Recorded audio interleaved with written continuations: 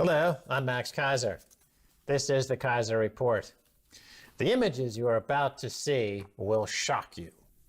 If there are any children in the room, I suggest you remove them immediately. Those who are of a nervous disposition, you may not want to see what we are about to show you.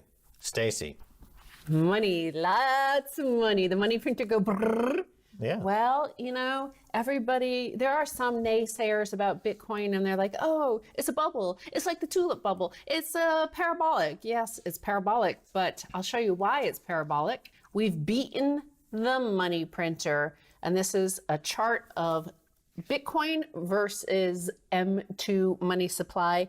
And you see Bitcoin is just ahead of money supply. So it's forecasting, and it's responding, and it's reacting, and it's protecting. Well, let's talk about this, okay? Because you see, there's a term for this, and it's called front running. The money printer go burr. The central bankers printing all those trillions of fiat dollars is in a terminal cat loop of interminable length that cannot stop now. And the Bitcoin market knows this. And this is how and why and when we see the melt up. Because the smart money, Michael Saylor, Paul Tudor Jones, BlackRock, have figured this out. And they also figured out that price discovery in gold has been shattered due to the financialization of gold. Gold is now no different than fiat money.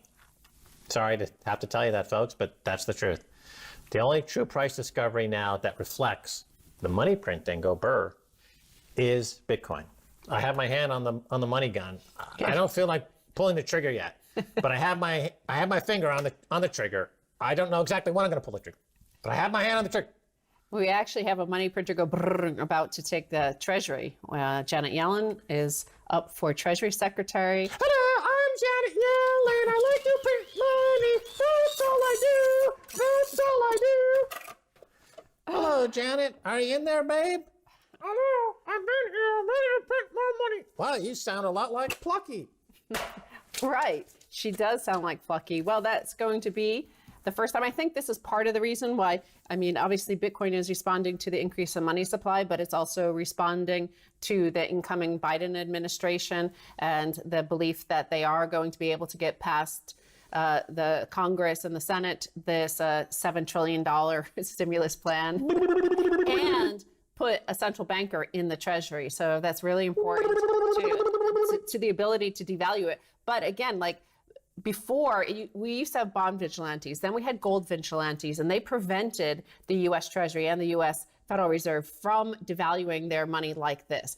But those two entities, the bond vigilantes and the gold vigilantes, were basically co-opted through financialization and through the ability of the Fed, or the ability of investors around the world and other trade partner countries to accept that the basic. Yeah, exactly right. The bond vigilantes were put out of business by Robert Rubin during Clinton years. Yeah. And then the gold vigilantes got put out again by Larry Summers and the Obama transition team in 2008. Mm-hmm. They financialized gold and put to rest the gold vigilantes. The Bitcoin vigilantes, like Michael Saylor, Paul Tudor Jones, BlackRock, Mass Mutual, thousands of hedge funds, millions of investors, they cannot be extinguished by financialization. And so it's a one-way bet up. Yeah, and these central banks coordinating globally, as Nomi Prince has called it, colluding globally, they've been able to get away with it because basically the mainstream media has been pushing a sort of Paul Krugman line, is that these US dollars are backed by men with guns, and don't you dare become a bond vigilante. Don't you be a gold vigilante. Now, everybody is a Bitcoin vigilante. This headline here: biggest monetary experiment in economic history. Combined balance sheet of G10 central banks has topped 50% of G10 GDP due to unprecedented central bank asset purchases. He writes in 2010, but he means 2020. The question is, at what level does confidence in the power of central banks start to wane. It's waning right now, and that's what Bitcoin tells us. I predict that very soon you'll start to see headlines in Bloomberg, the New York Times, Wall Street Journal that say that U.S. dollar is down today because of Bitcoin going up. And once that connection is